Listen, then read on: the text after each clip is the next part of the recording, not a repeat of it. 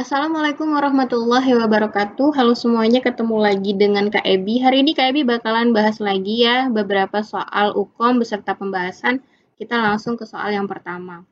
Jadi jangan lupa ya, selalu Kak Ebi ingatkan bahwa kita itu harus baca dulu apa pertanyaan dari soal, baru kita ke teks soalnya seperti itu ya. Tujuannya apa? Agar kalian tuh lebih memahami arah pertanyaannya itu yang diminta apa sih gitu. Nah, di sini apa penata laksanaan awal yang tepat pada kasus tersebut? Yang ditanya tuh berarti penata laksanaan, artinya tindakan yang paling tepat nih, yang pertama kali yang akan kalian lakukan kalau dapat kasus seperti di atas ini. Jadi ada Nyonya D usia 33 tahun dan Tuan K usia 37 tahun. Datang ke poliklinik kandungan dengan keluhan belum dikaruniai anak meskipun telah menikah selama 2 tahun. Anamnesa, selama ini istri mengatakan menstruasi normal, tidak ada gangguan dalam berhubungan seksual dan sudah dilakukan secara teratur serta tidak pernah menggunakan KB apapun. Jadi kalau kalian dapat kasus seperti ini, apa yang akan kalian ya lakukan pada penatasanaan awalnya? Di sini ada pilihan ganda. Yang pertama melakukan anamnesa, kemudian melakukan pendidikan kesehatan, pemeriksaan fisik umum, pemeriksaan laboratorium dasar, atau pemeriksaan khusus pada lender serviks dan sperma. Ini poliklinik kandungan kalimatnya ya, dia datangnya ke poliklinik kandungan. Kira-kira apa yang akan dilakukan? Nah, yang paling benar adalah melakukan pemeriksaan khusus pada lender serviks dan sperma.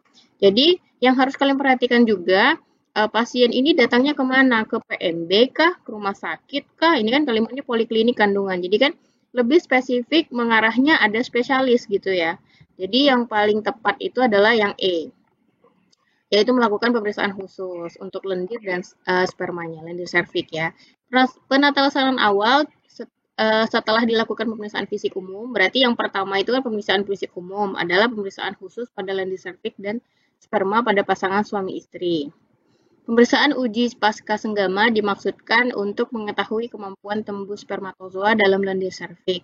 Pasangan dianjurkan melakukan hubungan seks di rumah dan setelah 2 jam datang ke rumah sakit untuk pemeriksaan. Lendir serviks diambil dan selanjutnya dilakukan pemeriksaan jumlah spermatozoa yang dijumpai dalam lendir tersebut. Pemeriksaan ini dilakukan sekitar perkiraan masa ovulasi yaitu hari ke-12, 13 dan 14. Dengan perhitungan menstruasi hari pertama dianggap 1 gitu ya. Berarti nanti kalau mensnya tanggal 1, mens hari pertama, berarti mens hari kedua, ke-12, 13, 14 yang dianjurkan untuk datang untuk melakukan pemeriksaan lendir serviks. Maka pelaksanaan awal yang tepat adalah ini ya tadi ya, pemeriksaan khusus lendir serviks dan sperma. Jadi kata kuncinya di sini adalah istrinya belum hamil nih, sudah nikah 2 tahun, menstruasinya teratur, hubungan seksualnya juga teratur, tidak menggunakan KB apapun. Jadi yang perlu kita analisa karena dia datangnya ke poliklinik kandungan adalah melakukan pemeriksaan lendir serviks dan sperma.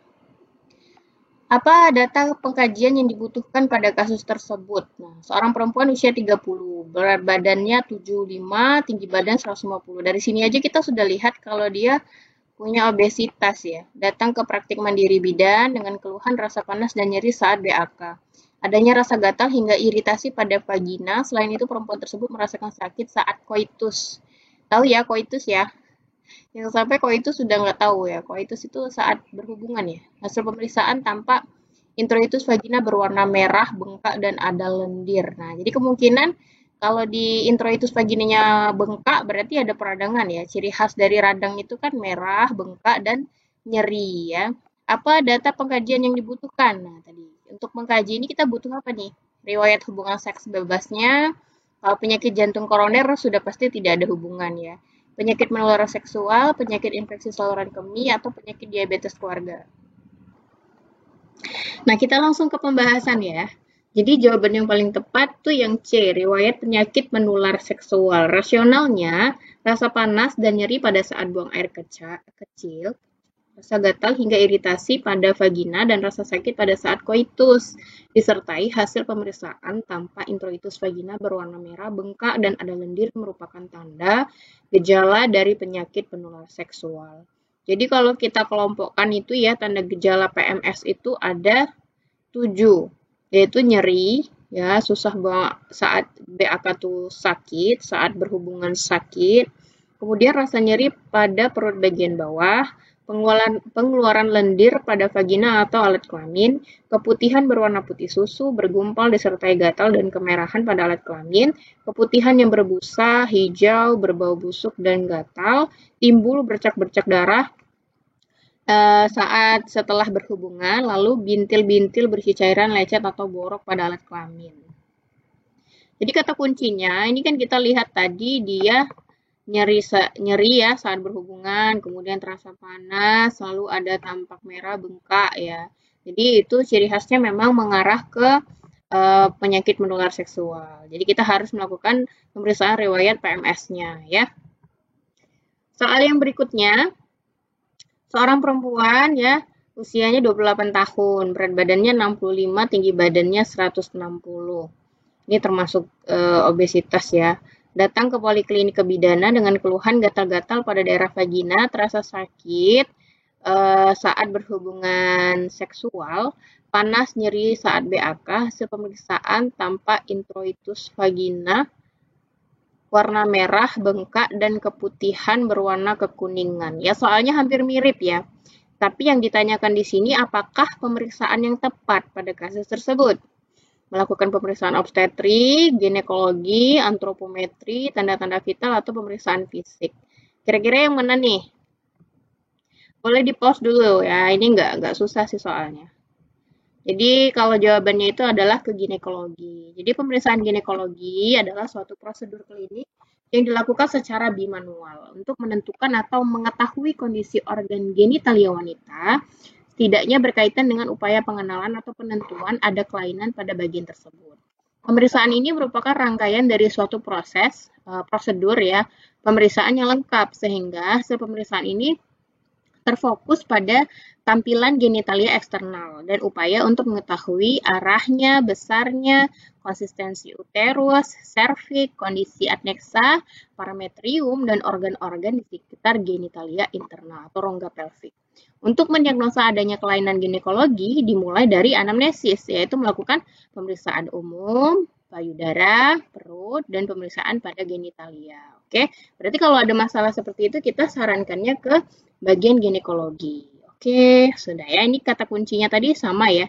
Adanya nyeri panas, adanya rasa panas, nyeri saat BAK, kemudian tampak adanya peradangan ya. Soal yang berikutnya. Pasangan suami istri baru saja menikah datang ke praktik mandiri bidan melakukan komunikasi dan konseling dengan pasangan tersebut mengenai pola aktivitas seksual yang baik ketika mereka sudah menikah dengan memberikan penjelasan atau pengetahuan. Pasangan tersebut diharapkan dapat mengerti dan menjaga kesehatan alat reproduksi agar terhindar dari penyakit, baik penyakit menular ataupun tidak pada alat reproduksinya. Kompetensi ini yang ditanya kompetensi bidannya ya teman-teman ya. Kompetensi berapakah yang bidan lakukan pada kasus tersebut? Nah ini kalau ini sangat teoritis, jadi kalian harus paham banget kompetensi bidan itu apa saja ya. Jadi ada kompetensi pertama, kedua, ketiga, keempat, atau kelima. Jadi kalau kalian sekedar tebak-tebak aja, nggak mempelajari teorinya, kalau beruntung ya benar gitu ya. Nah kita lihat langsung ke pembahasannya ya. Jadi jawaban yang paling tepat itu yang B, kompetensi kedua. Jadi komunikasi dan konseling dengan pasangan mengenai pola aktivitas seksual yang baik ketika mereka sudah menikah, perencanaan kehamilan dan persiapan kehamilan perlu dilakukan agar pasangan suami istri dapat mengerti hal-hal terkait kesehatan reproduksinya.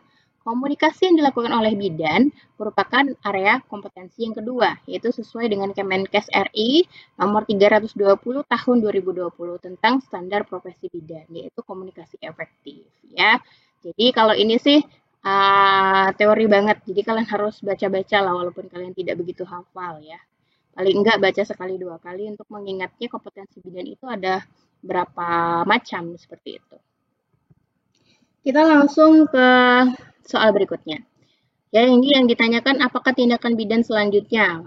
Ada perempuan usia 28, baru menikah 1 minggu lalu, datang ke praktik mandiri bidan ingin merencanakan persiapan kehamilan. Hasil pemeriksaan fisiknya di sini berat badannya 48 ya, tinggi badan 168. Berarti dia bisa dikatakan ini ya, kurus ya, kurang berat badannya. Kemudian suhu normal, tensinya normal, nadi normal, pernapasannya normal. Di sini identifikasi BMI atau IMT-nya ideal. Oh, ideal. Hasil pemeriksaan fisiknya baik. Coba, kalau kalian ya dapat kasus seperti ini, kira-kira jawaban yang paling tepat apa nih? Memberikan konseling nutrisi sehat, melakukan pemeriksaan ginekologi, melakukan pemeriksaan fisik, pemeriksaan khusus pada lendir serviks, melakukan pengkajian pola menstruasi. Di sini dia baru menikah 1 minggu, tapi sudah mau persiapan kehamilan dengan BB48, tinggi badan 168. Kira-kira apa nih yang kalian lakukan? Oke, kita langsung ke pembahasan ya. Nah, jadi yang kita berikan konseling tentang nutrisi. Kayaknya ini soal aku nih salah ya temen ya. BMI atau IMT-nya ini tidak ideal ya. Karena dia sangat kurus. Di tinggi 100 sampai 170, BB-nya cuma 48. Kurus banget ya. Makanya jawabannya itu yang memberikan konseling nutrisi sehat. Jadi eh, kalau di BMI atau IMT kita bahas dulu ya. Perencanaan persiapan kehamilan sehat diantaranya dengan nutrisi sehat dan aktivitas sehat. Setelah dilakukan pemeriksaan fisik dengan hasil baik sesuai dengan kompetensi bidan yaitu komunikasi efektif, bidan memberikan konseling nutrisi sehat yaitu mengidentifikasi BMI atau IMT. Nah di sini kan ada underweight ya, underweight itu kekurusan gitu ya, ideal, overweight atau obesitas. Nah, kalau yang kasus kita ini dia ini kayaknya underweight ya, di bawah rata-rata berat badannya itu. Harusnya sih dia di atas 50-an dengan tinggi badan 168 ya. Pada sebelum kehamilan bagaimana meningkatkan dan mempertahankan BB sehat, jenis makanan sehat yang dianjurkan, penyakit akibat BMI atau IMT underweight, overweight, dan obesitas serta pengaruhnya terhadap kehamilan. Jadi karena dia baru menikah nih, baru menikah 1 minggu, otomatis yang kita sarankan itu ya tentang nutrisinya dulu gitu kan. Harapannya dengan makanan dia sehat dan dia melakukan aktivitas yang sehat, dia akan bisa segera cepat hamil. Seperti itu ya teman-teman ya. Nah itu tadi adalah soal dari Kak Ebi ya. Nanti Kak Ebi bakalan buat lagi soal-soal yang menarik untuk kalian tonton ya. Semoga aja soal yang Kak Ebi buat ini membantu kalian untuk lebih membiasakan dalam mengerjakan soal UKOM nanti. Terima kasih, jangan lupa subscribe, like, dan share.